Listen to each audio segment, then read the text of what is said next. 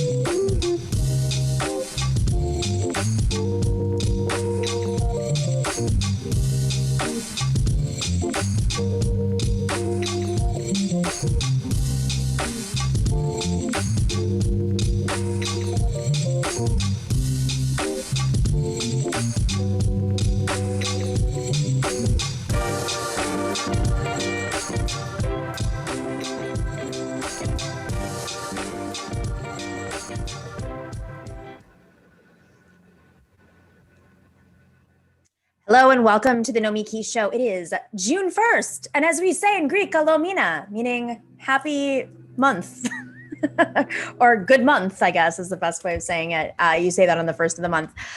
All right. So I have had a theory for a while that Gen X lawmakers, specifically in the Senate, like don't know who they are.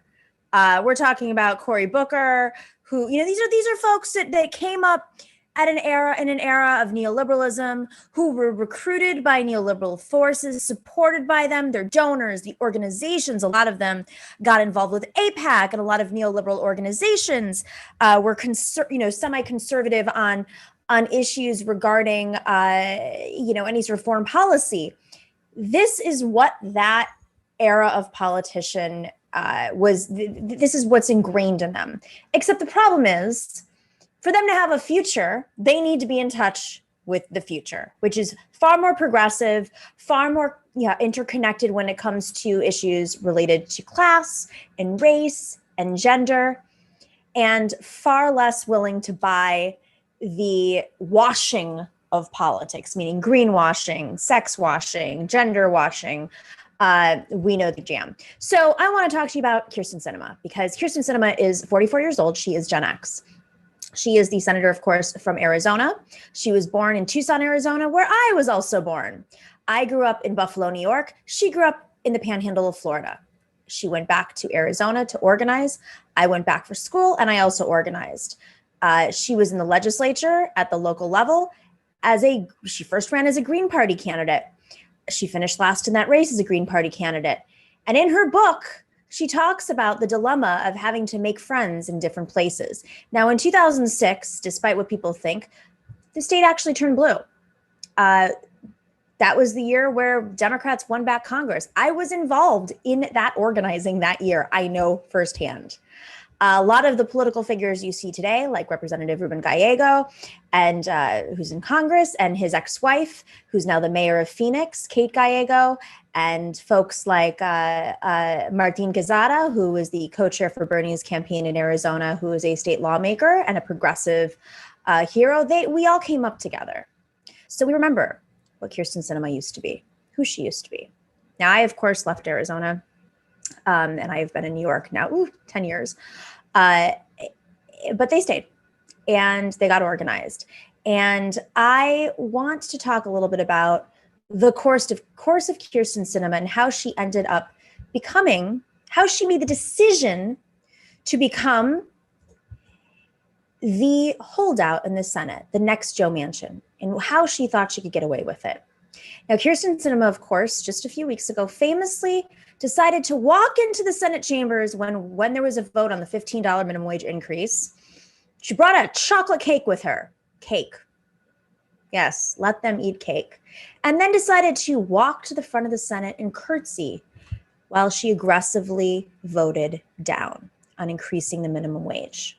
Later, she was caught in a recording where she was talking to the Restaurants Association in Arizona, who's aggressively against the $15 minimum wage, essentially saying she's got their backs. These are decisions that she has made time and time again to side with big business, aggressively so, in which she supposedly did not side with in 2006.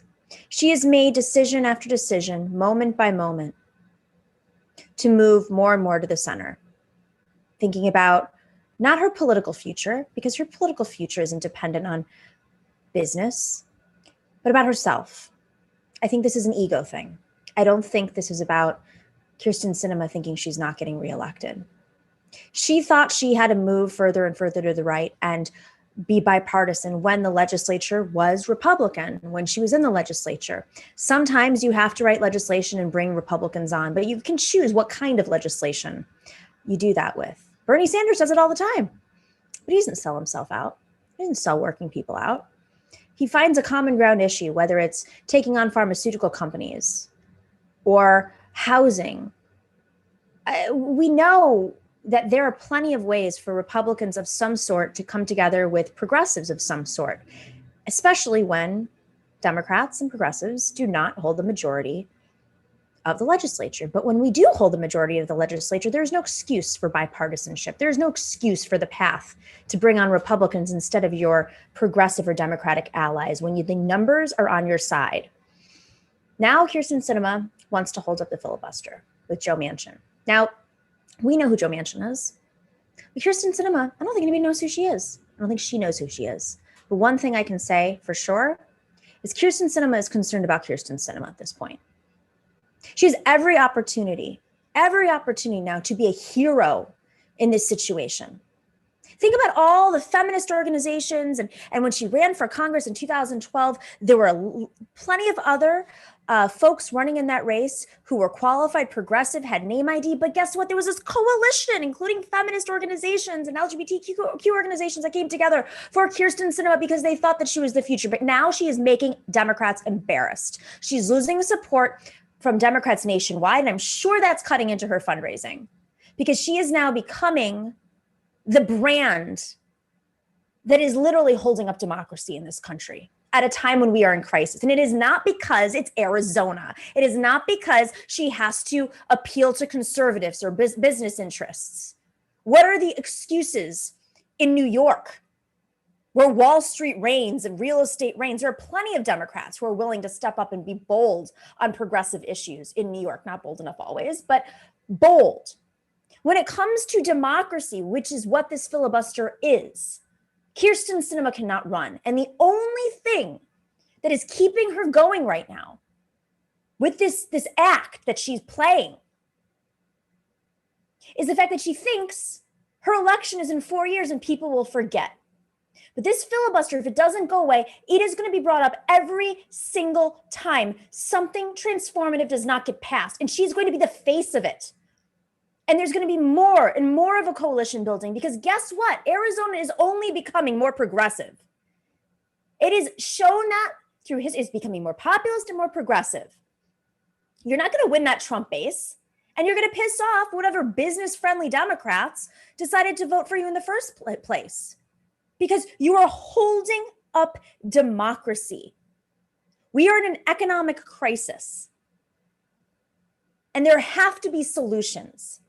And if people start to see Kyrsten Sinema as the face of blocking solutions, then more and more coalitions are going to come together. They're going to start protesting her. They're going to be calling her off, not just from Arizona anymore, but all across the country. You're going to see people organizing to run against her.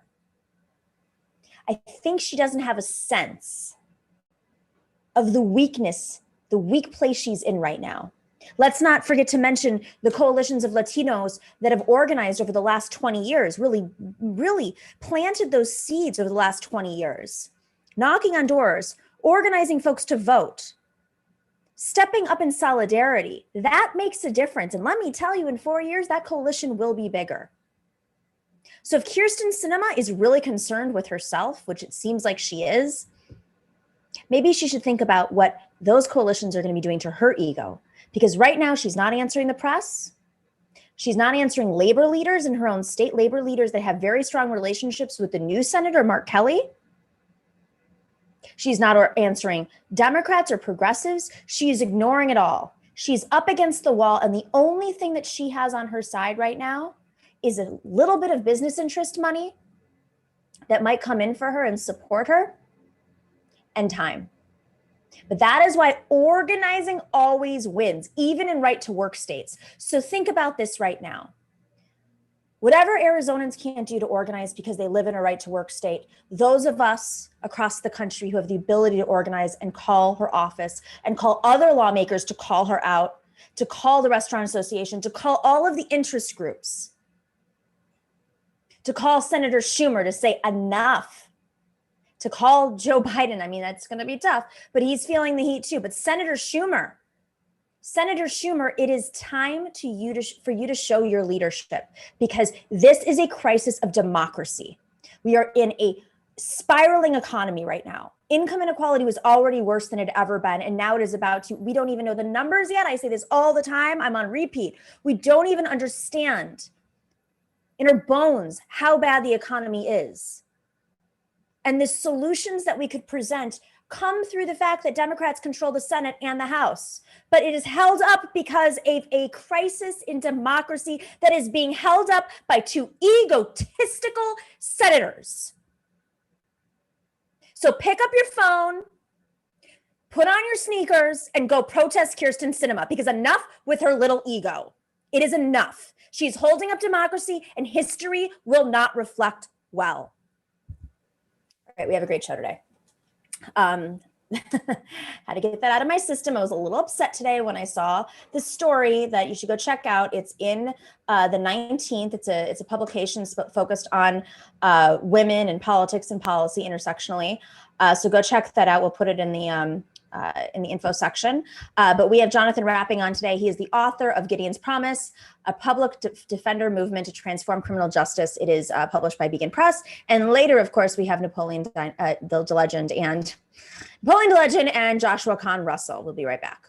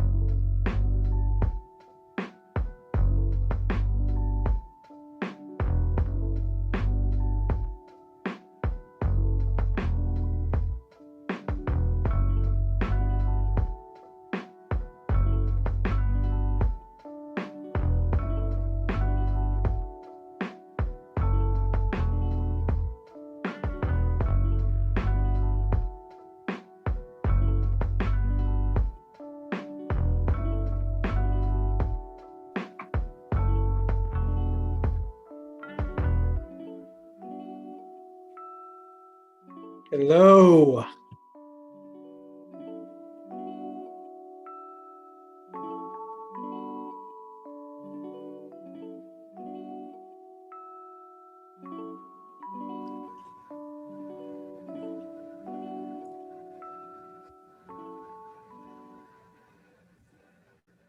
All right, welcome back to the Nomiki Show. I'm excited to welcome our first guest today, Jonathan Rapping. He's the founder and president of Gideon's Promise, and he is the author of Gideon's Promise, a public defender movement to transform criminal justice, published by Beacon Press.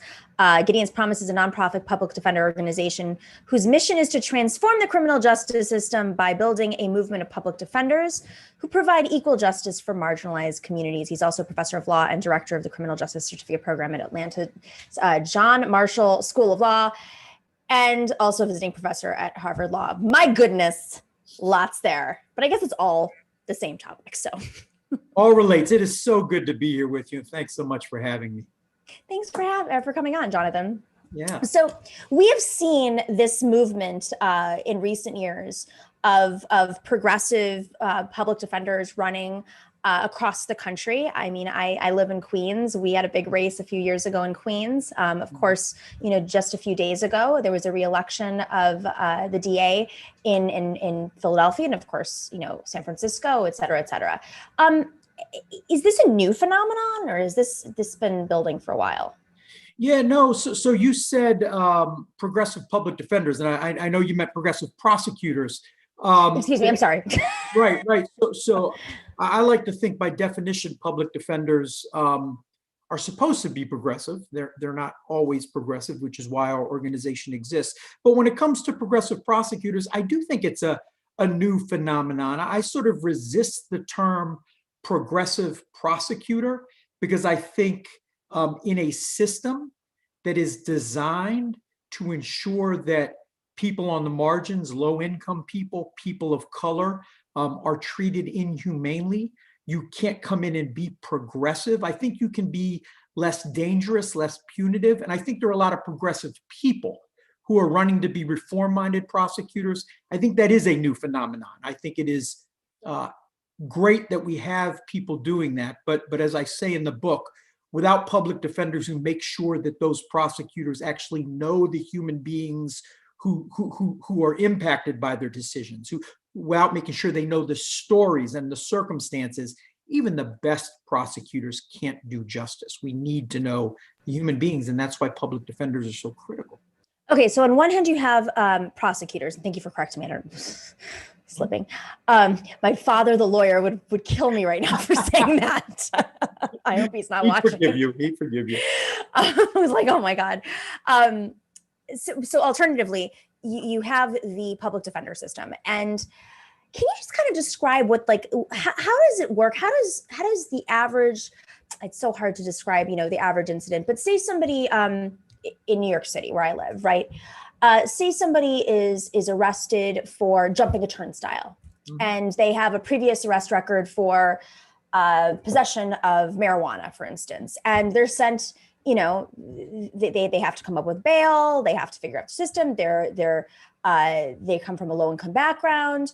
How does the system treat them, and how does this get worked out with public defenders? Yeah, no, it's such a great question. So I mean, I think the audience needs to understand that back in 1963, that's when the Supreme Court decided a case called Gideon versus Wainwright, which is where the name of our organization in the book comes from. And what it did was it made a promise. It said that for anyone who is thrown into our criminal legal system, they can't get justice without a lawyer. The system's just too complicated procedurally.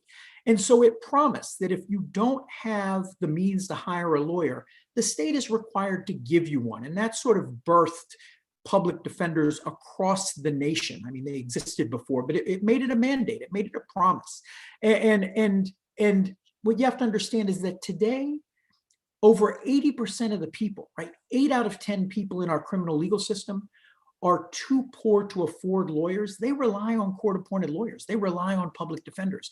And we have a system that targets disproportionately people who are poor and people of color. So as you pointed out, in New York, someone might be arrested for jumping a turnstile. Someone might be arrested because they're caught with a small amount of drugs. Whereas for people who are more privileged, oftentimes they are using drugs on college campuses with their friends.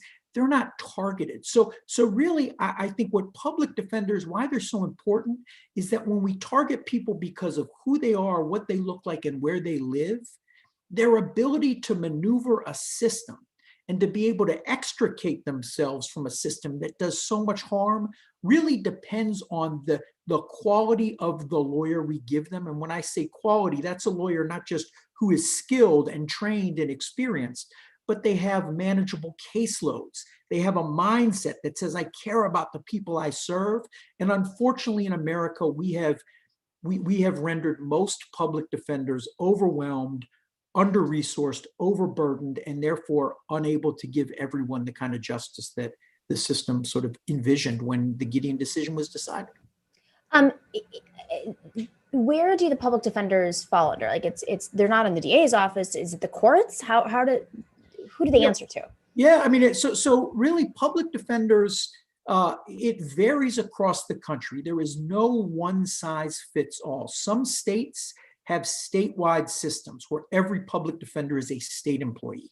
Some states actually have delegated the obligation to ensure people have lawyers to counties, and counties decide. And so that means in wealthier counties, if you're arrested in a wealthier county, you're probably going to get a public defender with more resources than in a less wealthy county. But one thing that is critical is that however public defenders are assigned to people, they have to be independent. So in many places, judges select public defenders or judges appoint court-appointed lawyers. So imagine the conflict now. I'm a public defender. I represent a person charged with a crime. I'm before a judge who is overwhelmed, who needs to move a busy docket, and they're saying, Rapping, I need you to move this case quickly. And if you want to resist, I may not give you another case. That happens all across America. So while technically public defenders aren't and can't be part of the judiciary or part of the prosecution, the executive branch, far too often the structure of the system creates conflicts where public defenders can't be completely loyal to the people that they serve.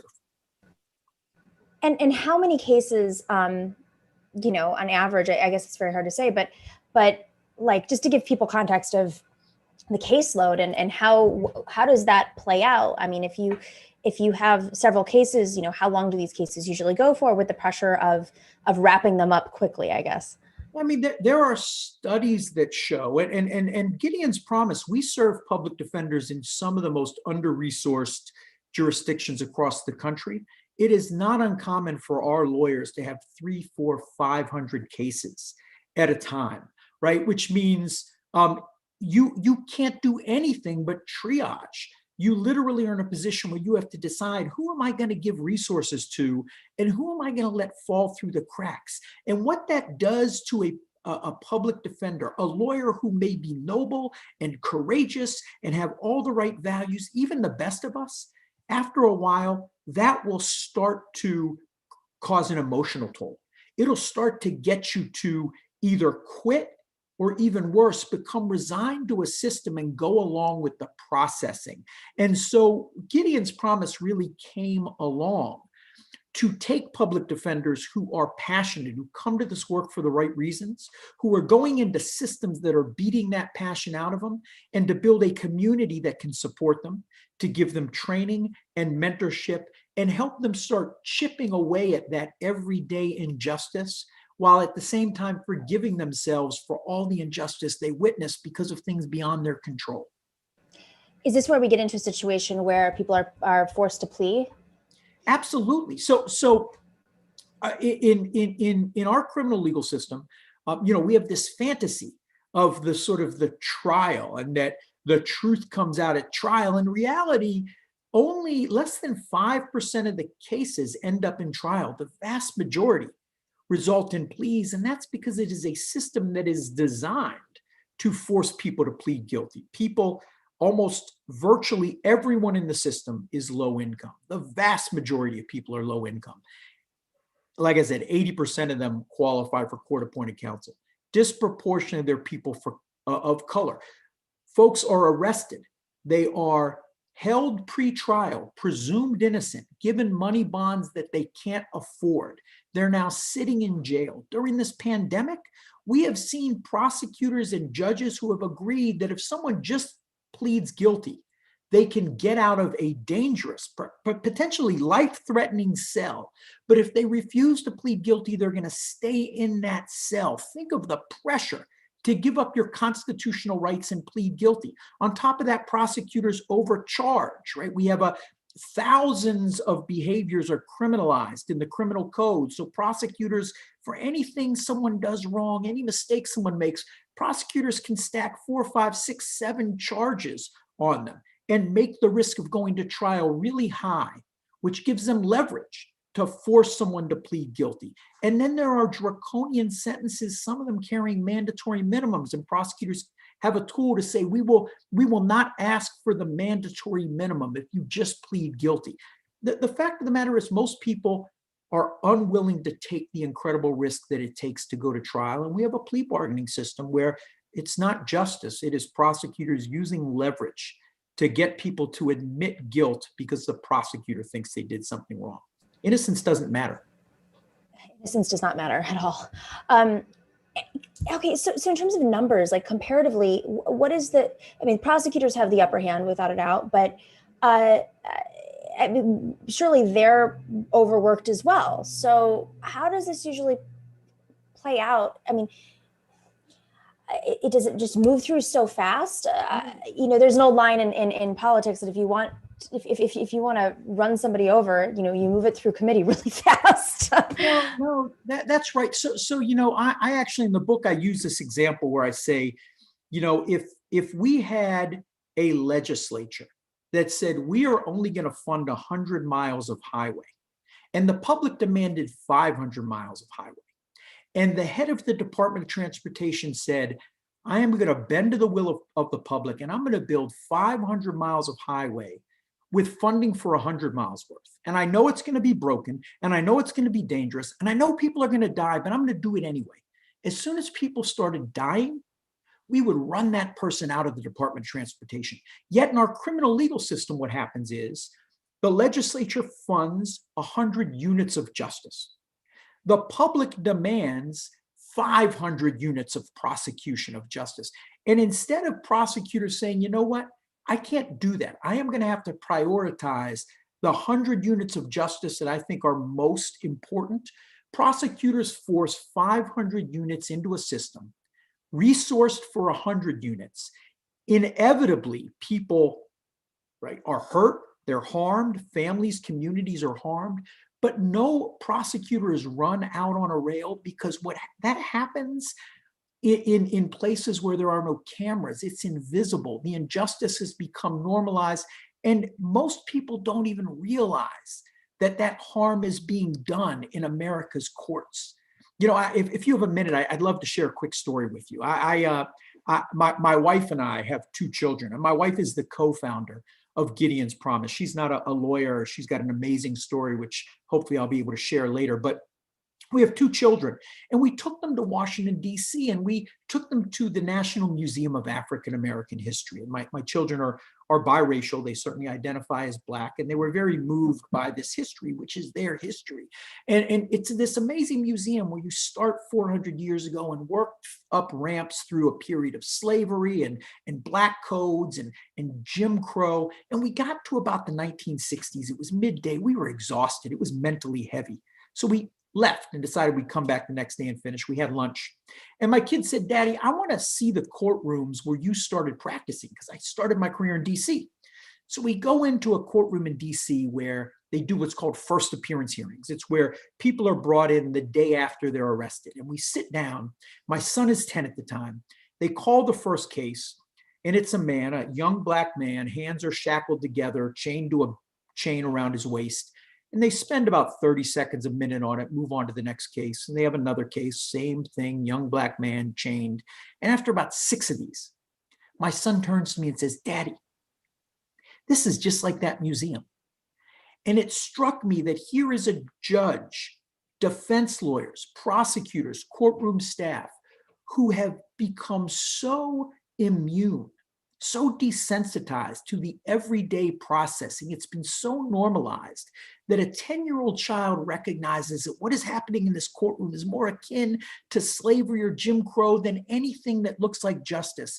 And yet, and I'm not knocking the criminal justice professionals in DC, you could go to any courtroom in the country and you will see well-intentioned criminal justice professionals who have become desensitized to everyday injustice that happens to poor people's children, Black and brown children, children of people who live on the margins. What is the incentive for prosecutors to push through these cases? I mean, that's something I just never really understood fully, other than maybe some sort of political incentive and moving up, or running for DA someday, or just politics in general. I've never really understood the incentive. Yeah, I mean, that's such an interesting question. And really, I wrote the book to get at what I think is an answer to that question that we just aren't really talking about much. And that is, I believe there is a culture.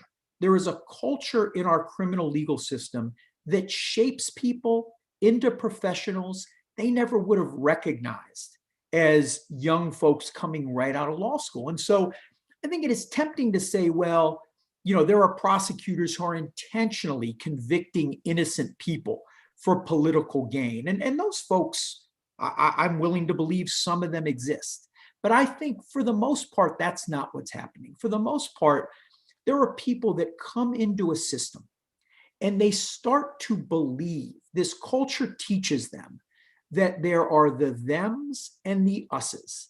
And the people they're prosecuting are the thems. They're dangerous. They're actually subhuman, right? We literally couldn't treat people the way we do if we truly saw them as valuable members of the community we belong to. And when you start to buy that narrative that says some people are subhuman, all of a sudden the goal becomes keeping them away from us. And I think that explains why so many prosecutors with such relish jump into this sort of this job that they see as locking away people who they see as dangerous and inhumane. And it's why public defenders are so important, because it's public defenders that are the conscience of the system that are always there to remind prosecutors and judges, these are children just like our children, and they deserve to be treated as such. So you're doing work to support public defenders. What institutionally needs to be addressed first, and then we'll talk about what the kind of work you're doing with public defenders itself. Well, I mean, institutionally, we talked about structure, right? Public defenders need independence. They need resources.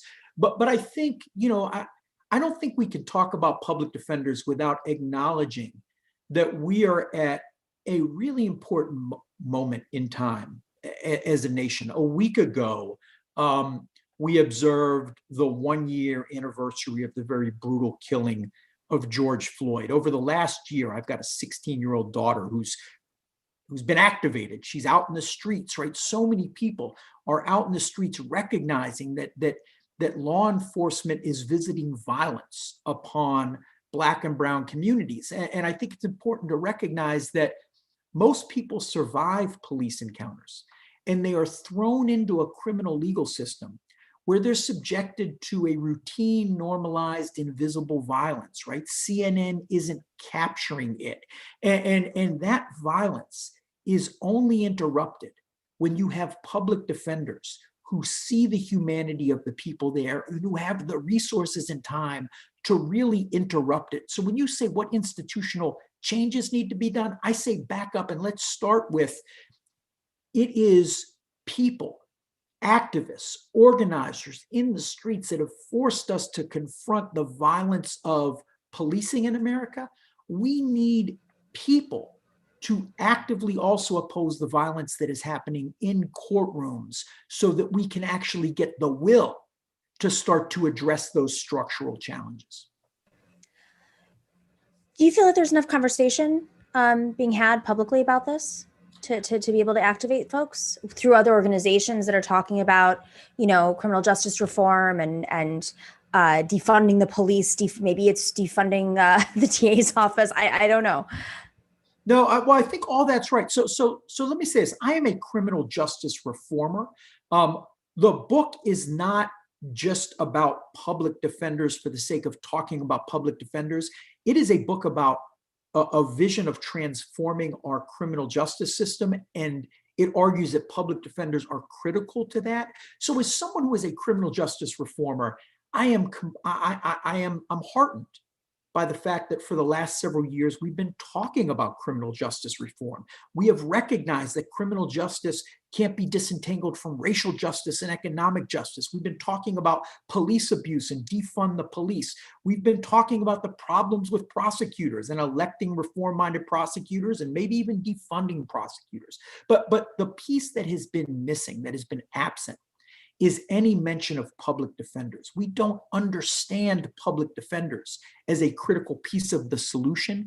And what the book argues is that when public defenders reimagine their role, not only as standing next to one person, one case at a time in the courtroom, but they see themselves organizationally as advocates for communities that are thrown into the criminal legal system when every other system fails them: housing, mental health support, substance abuse treatment, literacy in schools. When those fail, we deal with those problems in the criminal legal system. Public defenders have to be there to see the human being standing there and make sure the system sees the human being and what brought them there in the first place. In terms of supporting public defenders, you mentioned briefly some of the work that you're doing, but your mission is to support public defenders. So how does that happen? Yeah. So I want to share one more quick story with you because I feel, I mean, I am on the show speaking for Gideon's Promise, but as I said, it was co-founded with my wife. My introduction to the criminal legal system really came when I was a young public defender. Hers came when she was 5 years old. She grew up in Buffalo in a low-income Black community. Are you from Buffalo? Yes. Wow. That was a moment, right? I didn't want to interrupt your story, but I was like, I'm from Buffalo. You should be on the show. You were talking about Buffalo. So she's from Buffalo. And when she was 5, her father was arrested and charged with crimes he committed years earlier. By the time he was arrested, he turned his life around. He had 3 children. She was the oldest at 5, a 4th on the way. married, had a small business. He converted to Islam, and he was arrested and given a public defender. And that public defender never told his story. And without that story being told, he was processed as a case file through the system and sentenced to 10 years in Attica. And she grew up knowing her father from behind bars. And what my wife, Illy, always says that moves me so much is she says, you know, what was even harder than growing up knowing my father from behind bars was coming to the realization that the people I love don't matter. Most of the men in her life had been impacted by the criminal legal system, and they had public defenders. And what was so striking to me was this 5-year-old girl understood that message, and the person who primarily conveyed it was a public defender. I don't think that public defender was ill-intentioned. I imagine they came to the work for the right reasons, but they were so beaten down, so overwhelmed, so under-resourced, they didn't even appreciate not only the damage they were doing to the person standing next to them, but the message they sent a 5-year-old girl and her family and her community. And all across the country, there are 5-year-old children like that who are learning every day, right, that I don't matter. And for many of them, a public defender who just doesn't see their role beyond the courtroom is conveying that message. So what can we do? We can insist that we support public defenders, but not just because they are advocates in the courtroom who protect our civil rights, which they do, but because they are so often the advocates that families need to make sure we see them as human beings in systems that otherwise will discard their humanity and discard their lives. So day to day, how does this look? Well, so day to day, I think what we need to do is we need to start getting people who have been activated, who recognize that we have not achieved racial justice in America, that the fight for racial justice is ongoing. We need them to actually connect the violence that's happening in the streets, the violence that's happening to people with respect to housing that's not affordable and schools that are inadequate. Connect that to the violence that's happening in the criminal legal system. Understand that we can't tell the story of mass incarceration without talking about public defenders. They are our failure to truly appreciate and support public defenders fuels mass incarceration. It actually greases an assembly line that sends people into prisons, jails, and ultimately consequences where they can't vote, return to homes, return to jobs. People need to make sure that we are talking about public defenders as lawyers for communities who are impacted. We need to make sure our administration, and I've got to tip my hat to the Biden administration. I think that the Biden administration has said it is looking to ensure that it is investing in access to justice. It has just ordered the Justice Department and Merrick Garland to look into reopening the Office of Access to Justice, which Donald Trump shut down. It was an office that was established under the Obama administration.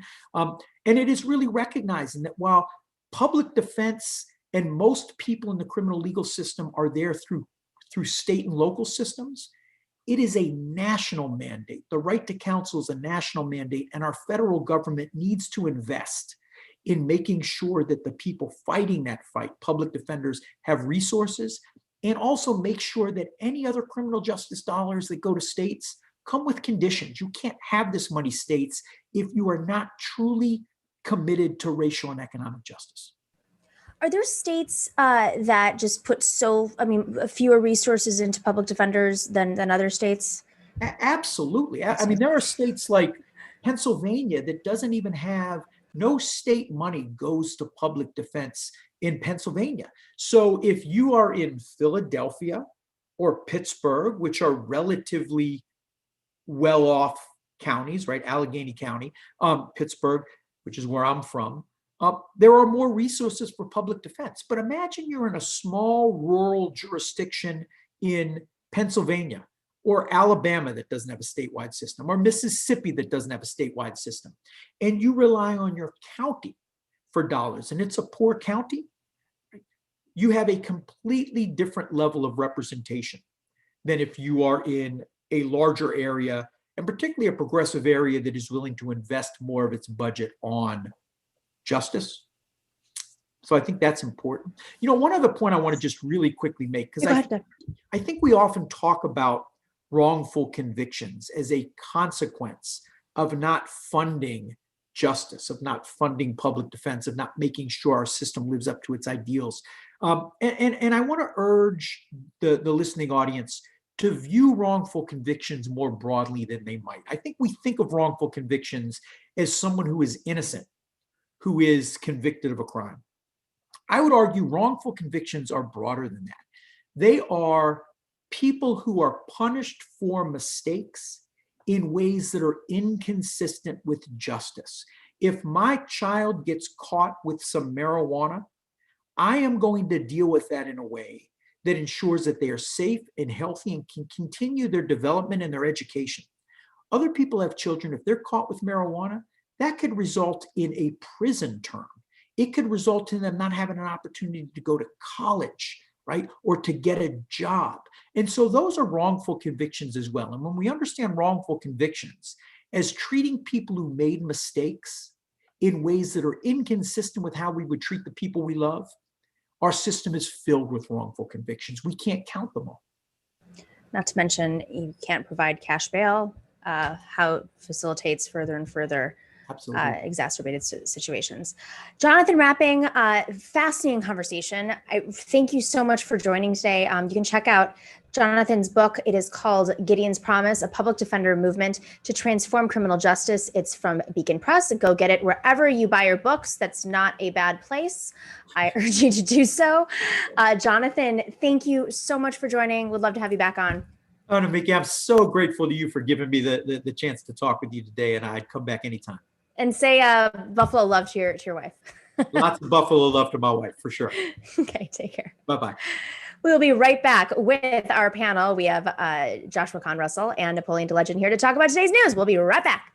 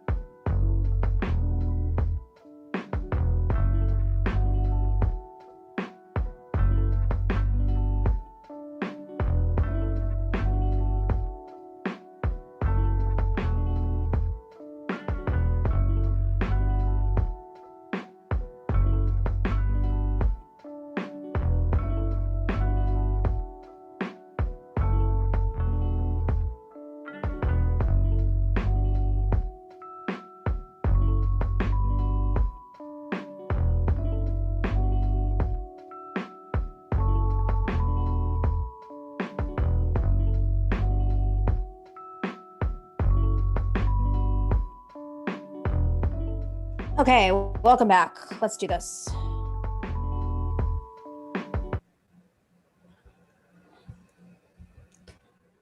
All right, welcome back to the Nomiki show. Sorry, there's been some breaking news, so I'm just going to give you guys a little bit of an update.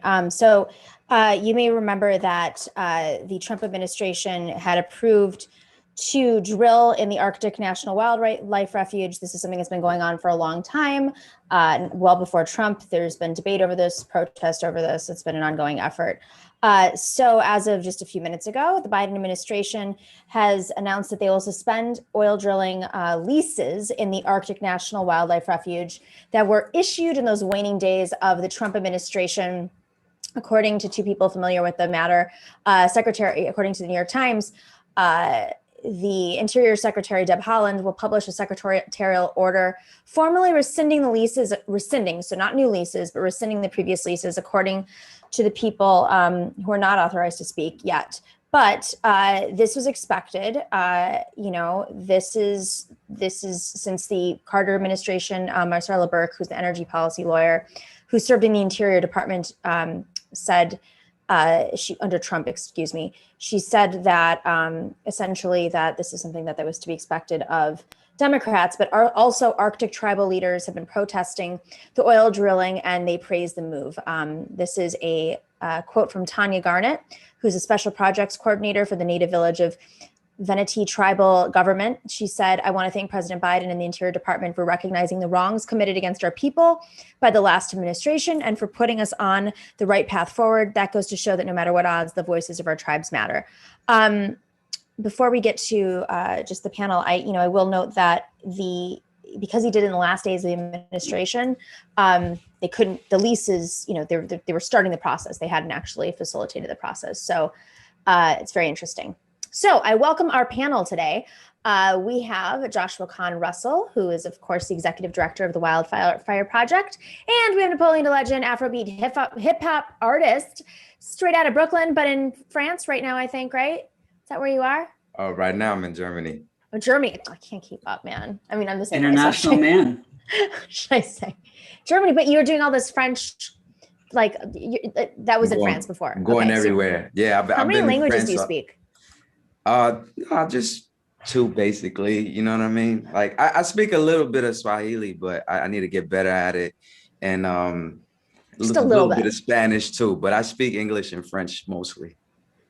Amazing. Well, I love the Instagram. Like, if you guys haven't followed him on Instagram, he shows a lot of sneak peeks behind the scenes and while he's recording and then releases. It's amazing. Yeah. So I know this story just broke, but any initial thoughts? Don't stress out. It's breaking news, live show, happens all the time. You don't have to be an expert.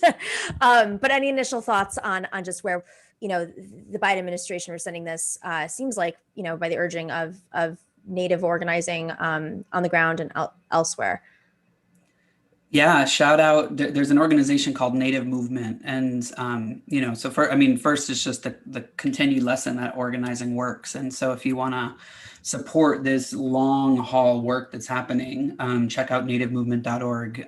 They, as well as groups like Indigenous Environmental Network, were just like sprinting in the last couple months of the Trump administration because they were just trying to ram through every possible giveaway to oil and gas that they could in the final months. And so while everyone else was focused on the kind of electoral explosion of the moment, they were doing the kind of deeper, longer work. And Native Movement in particular, they're based in Fairbanks, Alaska, and are an alliance of a bunch of different kinds of tribes, but definitely support their work. What's interesting about this is, you mentioned that they jammed this through in the final moments of the Trump administration.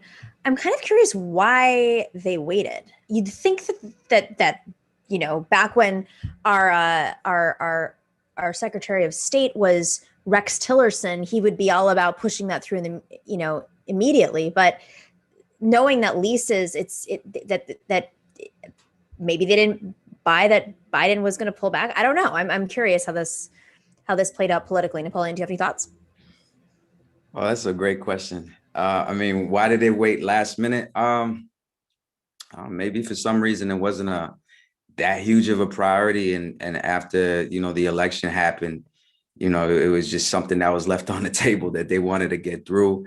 And to also additionally put some extra pressure on the next administration to have to deal with it, so they wouldn't have to, maybe because of the pressure with the organizing and everything that's involved with the politics around it. I just, I mean, if the organizations are happy, I'm happy. And I hope it influences other things, you know, in that, and, you know, in that style, you know, with Canada, you know, because they're also trying to do everything to drill in Native American territories and things like that. I hope this is a continuing trend. Excuse me. Well, and then it happens on a day that the world, or much of the world, is outraged over the 200 plus Indigenous children that were found in a massive grave in Canada, and result of decades and decades of policies coming from not just Canada, but of course the US as well. Well, we have that right there. Thank you.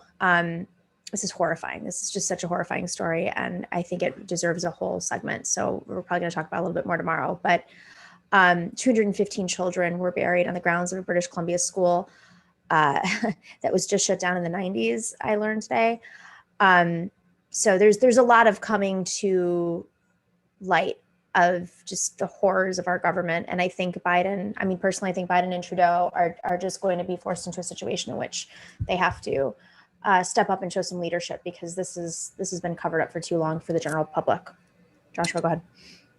Yeah. You know, we can't talk about this without talking about sexual abuse and suicide and child abuse. And it's hard for me to talk about without kind of going numb. This is what I'm feeling right now. But I think it's really important to talk a lot more about the history of residential schooling in Canada, when generations of Indigenous children were stolen from their communities and forced into Christian schools to, you know, assimilate them through brutality, through, you know, torture, is fresh and still with us. We're not talking about history, you know. I was just yesterday talking to my friend, Ariel Deranger, who's a grassroots social movement leader from Athabasca Fort Chippewan First Nation, who just wrote an article about the trauma that all of her aunties and uncles carry, the way that they'd be beaten for speaking their native language, stripped naked in front of their classmates. One of them would get, you know, visits in the night from the priest. And when she became pregnant, the nuns said that she and the baby were an abomination and it was Satan's work, and they had to beat the child out of her. And she herself was a child, you know, a rape survivor. And these stories are common. And Ariel's piece isn't published yet, but I just wanted to lift up her story for a second. If I can just read a couple sentences that she sent me. For context, Ariel's my age, and she writes, I'm the first generation on my paternal side to not be forced into a residential school. The first generation. Let that sink in for a moment. Many of my relatives are just slightly older than me and went. This means that some of my cousins were subjected to the torturous treatment that went on in these schools. I just narrowly escaped the fate. Yet, throughout my childhood, I was plagued with the fear that someone would come take me and my siblings away if we didn't behave enough, if my parents didn't provide enough, or simply just because I was Indian and that was what happens to little Indian kids, end quote. And, you know, so many Native people that I know are mourning finding this mass grave, but it's not a surprise, right? It's more confirmation of what everybody knew. Children went and never returned to their families, and were never given any explanation about what happened to their kids. And I think it's important to understand the violence that colonization requires and continues to require, because the demands from Native people for getting land back as part of reparations is a badly needed aspect of immediate healing that Indigenous sovereignty movements are working toward right now, let alone they're organizing for basics like clean drinking water in communities, and what we were just talking about of protecting the land for the sake of our climate and for the sake of all of us. And so, I think for those of us who aren't Native need to support it, well beyond the calls for days of mourning that are happening in Canada right now. And by the way, that's why the Catholic Church isn't taking responsibility or even offering an adequate apology for this, because they don't want to be held legally or materially accountable. And like you mentioned, Nomi, the last residential school in Saskatchewan wasn't closed till 1996. So it's important that this is getting attention right now. Blaine. Yeah, I mean, when I hear these stories, I had no idea. Like, I didn't know this was going on. Like, just reading this article today, that this whole schooling system where they were taking the kids to boarding school to, culturally genocide, cultural genocide, going on. It's worse than a horror story. You know what I mean? And there's no words. It makes me sad. And I'm glad that Joshua ties it up to imperialism as a whole. And we need to understand that that's part of the imperialistic mission, is to not only invade, not only exploit, but also disconnect people from their history, their heritage, and also the fact that kind of like to today, I think is the anniversary of Tulsa. It's the oppressor, suppresses the history. Like the oppressed don't get to tell their story, and we hear about these stories years later, and it seems like a continuous thing that we're living right now. And I'm hoping that history books or history curriculums are getting updated, like as we speak, to speak about what's going on and things like that. And it's tragic. It's tragic. I mean, unfortunately, even history books have become such a big industry and have so many religious elements and white supremacist aspects. I mean, you look at states like Texas, where they, they're fighting the most basic facts, and all the way up to states like New York, where you don't have an accurate representation of racism in this country, even in New York. Yeah, it's sociopathic. There's no other way of looking. I mean, I sit there and I think, who were the people who came up with these ideas? How sociopathic, how groupthink was the insanity to even conceptualize, like, how missing of empathy. It's not just one person. It's to commit murders like this and to create these dynamics. It's such a lesson in also just like human psychology and how we can all get there again, because I mean, like you said, it was 1996, the school shut down. I mean, this is absolute, and also just a reminder that our justice system is barely existent. It's a complete facade of a justice system. I do want to shift gears just a second. Speaking of justice system, and it's a big part of the show today. Mitch McConnell has been railing against defund the police. This is just up. Let's just play this really quick clip, because there's a greater story behind this, I think. I think defunding the police has got to be one of the dumbest ideas ever surfaced by anyone in our country. So I'm not surprised, obviously, that Mitch McConnell is against defunding the police. But, I think thinking about the politics right now, in old days where the Republicans did control the Senate, this might be a great thing for centrist Democrats to say, well, we can't go to defunding the police because we're going to lose our elections. We're going to, we're going to lose seats in Congress because they're making this essential piece of their campaign. But really, all that's holding anything up right now is Kyrsten Sinema and Joe Manchin and President Biden and Chuck Schumer having some courage to hold them out. So, is he signaling that defund the police is going to be, instead of socialism and AOC or whatever they usually throw out there, that defund the police is now the central point of the midterms? But I don't know. I feel like that might backfire. Maybe I'm a little bit wrong. Like if progressives and normie Democrats do a really good job of explaining what defund the police is specifically, I think it could backfire, because there's a lot of Republicans who came out, you know, disgusted by what was happening in the streets last year, and libertarians as well. Maybe I'm wrong, but you know, if we put the pressure on Manchin and Sinema to actually end the filibuster, this might force their hand, and we might actually be able to move on this a little bit. Maybe that's just my initial gut reaction, but Josh, what are your thoughts? Yeah, I mean, I'm curious to look at the polling data around the framing, but from what, gosh, I'm trying to remember, I can't remember which poll it was, but people are super receptive to the idea of funding other institutions that serve community needs. And people are super receptive to the idea of saying, oh, of course, if someone's having a mental health crisis, there should be someone who's trained to do that, who's not going to create situations where the person could end up in jail or killed. And so I don't know what I'm not a comms person in that way. Like, I don't know exactly what kind of the messaging and like the framing of it needs to be. But I know that that's wildly popular. Yeah, I agree.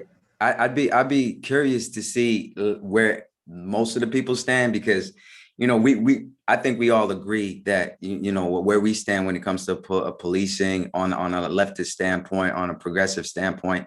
But I don't know, like, also, you know, what's the best way to word it? Like you said, it's also decriminalizing poverty, which is also what the police is actually doing in America.